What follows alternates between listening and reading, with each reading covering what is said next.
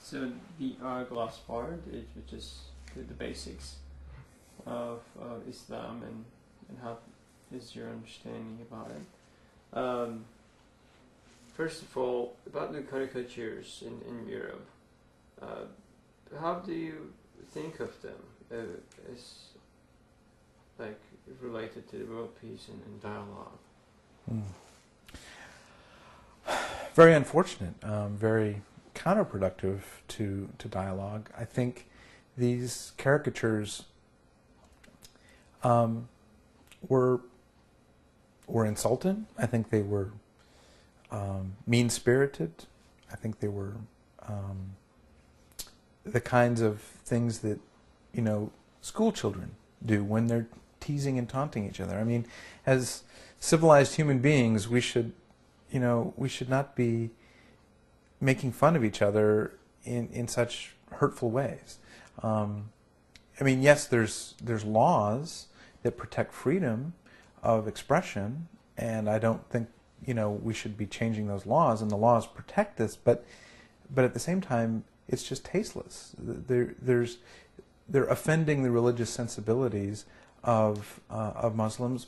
But I looked at them as a Christian, and I was offended because they were mocking another religious tradition, and I would be offended if they mocked figures within the Jewish tradition. I would be offended if cartoons mocked figures within the Christian tradition, just for the sake of mocking them. That doesn't serve any purpose. And to me, I think that's counterproductive to dialogue, because it brings out the worst part of who we are as human beings. It brings out the part of us that that puts other people down, that tries to get a laugh or find humor in making fun of other people and what they find important, and that's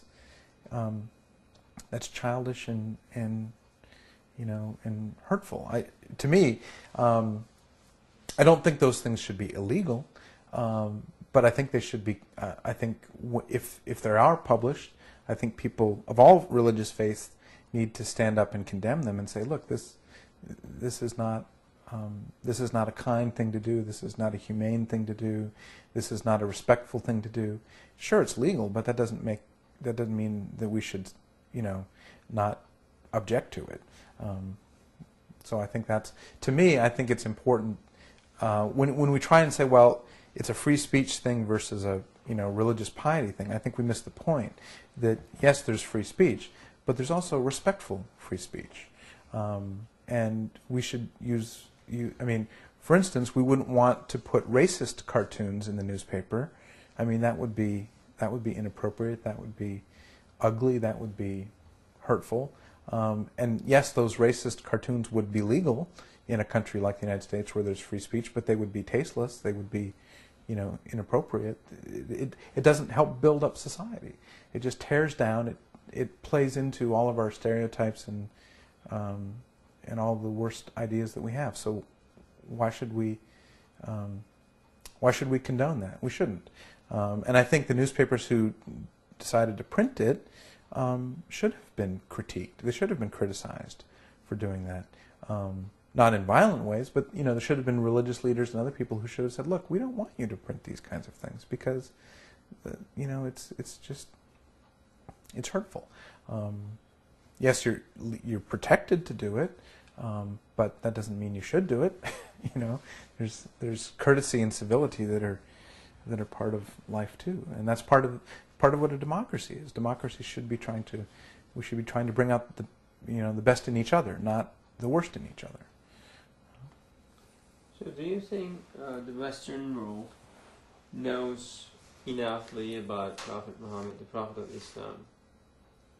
And the second question will be, what is your understanding of him? Well, from my perspective as an educator, I would say no, the Western world does not know enough about the Prophet Muhammad or of Islam. But I would also say that as someone who's within the Christian community, most Christians don't know enough about Jesus or the Bible either. So in other words, there's a tremendous amount of religious ignorance that happens even when you claim to be part of a religious community. We in the United States consider ourselves to be one of the most religiously populated or religiously active places in the Western world, and yet we're also some of the most religiously ignorant. And we need to know more about other religious traditions. We need to know about our own traditions.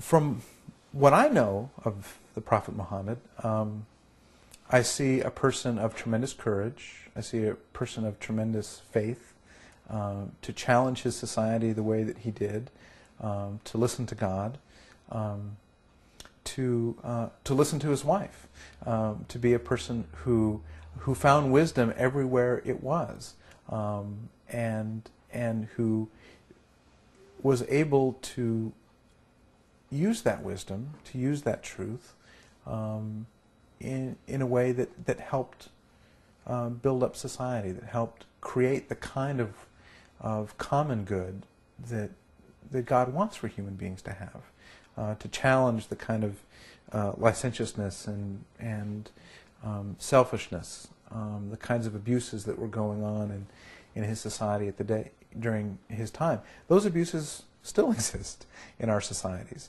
We're still, we're human beings. We're always battling them, and I think that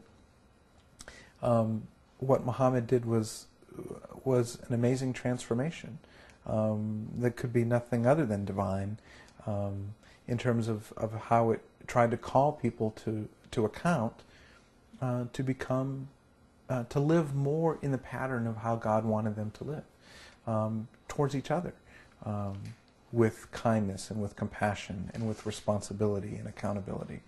And I think that that challenge is before us all the time. I think, and when we see that in other religious traditions, it helps us to recognize the movements and the figures in our own tradition who have tried to do similar things and were faced with similar resistance. But I think his faithfulness, Muhammad's faithfulness,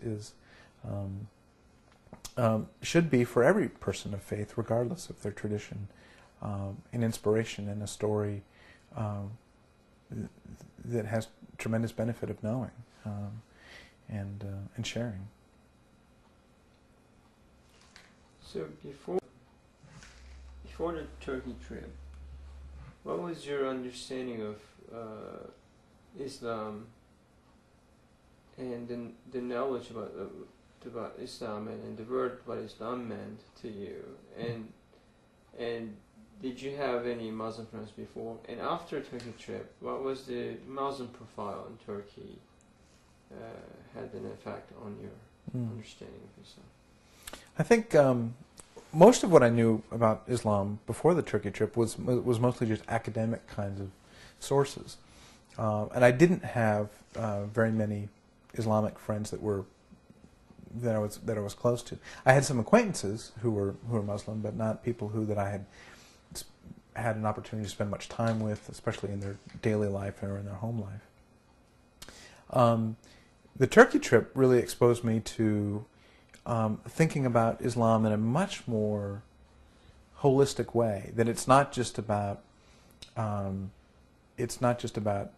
Sharia, it's not just about Hadith, it's not just about Sunnah and some of these different ways of commentaries and teachings, but it's also how one prepares food, how one quietly and politely and gently excuses themselves for a moment to go pray and then come back, to hear the call to prayer off in the distance, to see the ways that people defer to each other, and I think that to me it was it was the translation of a system of ideas and beliefs into how it guided people's behavior towards themselves and towards each other.